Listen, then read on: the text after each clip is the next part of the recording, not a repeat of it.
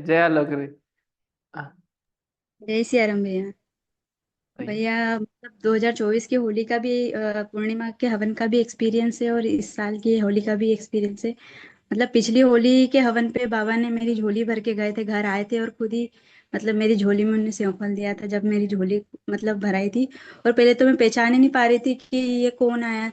तुम एक बार देखा मैंने कि पता नहीं कौन है। फिर दूसरी बार देखा तो मैंने उनके तिलक देखा कि चंदन का तिलक है और बीच में कुमकुम है। मैंने ये ऐसा तो मैं ही तिलक लगाती हूँ बाबा को।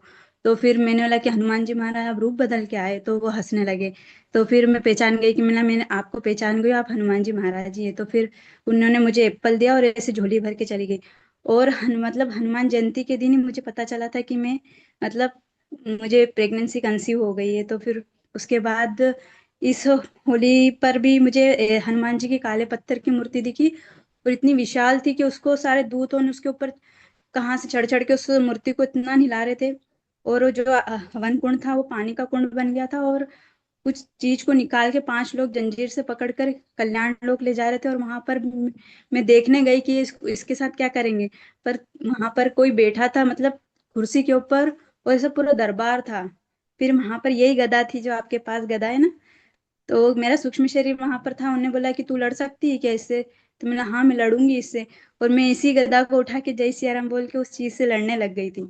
और भैया मैं हॉस्पिटल मतलब ये 8 महीने मंथ में हो गई थी, तो मैं हॉस्पिटल में भी एडमिट थी।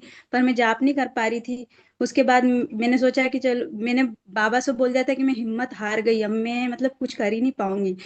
फिर है ना उसी वक्त अनु मैम का कॉल आ गया था कि पता नहीं बाबा ने कैसे सुना, और अनु मैम का कॉल आ गया, उन्होंने बोला कि तू हिम्मत मत हार, बाबा पे विश्वास रख। फिर मैंने वापस से संकल्प छोड़ा और मुकेश भैया का जो सेशन था ना वो अटेंड किया। तब मुझे एनआईसीयू में ना एक नर्स दिखी, वो उन्होंने पूरे एस्ट्रल कपड़े पहने थे। मतलब एस्ट्रल ही नर्स दिखी मुझे एनआईसीयू में जहाँ मेरी बच्ची एडमिट थी।